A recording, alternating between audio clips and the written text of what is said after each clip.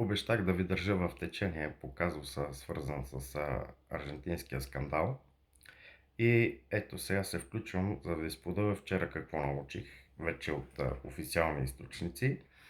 Първо излезе филтриран запис от сутринта, на който се чува как секретаря на футболната федерация обяснява на футболистите, че те трябва да излезат и да загубят, по проста причина, че са заплашени от ФИФА с изваждане за 10 години.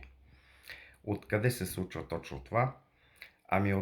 След матча срещу Англия, който спечелиха, няколко аржентински футболисти разпъват плакат, на който пише, че Малвинските острови са на Аржентина. Това исторически е свързано с политически казус, който се тълкува законово като манифестиране на политическо напрежение. Това по закон би трябвало да извадат за 10 години аржентинския футболен национален отбор с наказание. Сега, дали това трябва да се случи или не трябва да се случи, не съм точно много запознат, но не би ли трябвало да се анулират тогава и да се накажат?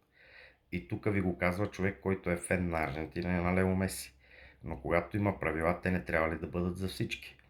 Така, след това нещо, аржентинските папараци напипаха Леонел Скалони. Не знам къде точно се случи, но излезе запис, на който му задават въпроси.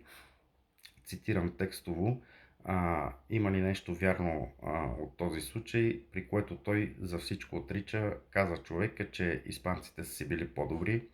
Каза също така, че на Аржентина не са им стигнали силите. Каза, защото е имало контузени футболисти и просто всичко е било нормално. Сега, ако лъжат, те няма да е за пръв път, в който ще ни излъжат в историята. Но трябва ли да се стига до такива корумпирани схеми? И Инфантино, откакто е станал президент на ФИФА, е свързан постоянно с опоручаване на най-различни първенства, шампиони, златни топки и така нататък. Това го оставям на вас да размислите, но целият свят стана свидетел. Ако до ония ден се съмнявах и мислех, че това всичко е конспирация, днес вече съм сигурен, т.е. целият свят му стана ясно за какво стана въпрос. Тук обаче трябваше само да се зададе най-нормалния въпрос. Трябваше ли да се анулира матча и да накажат Аржентина и вместо нея да играе на финала Англия, или да стават такива грозни ексцесии, при положение, че Испания на никой нищо не беше направила, отстрани най-силните отбори и заслужено им стана световен шампион.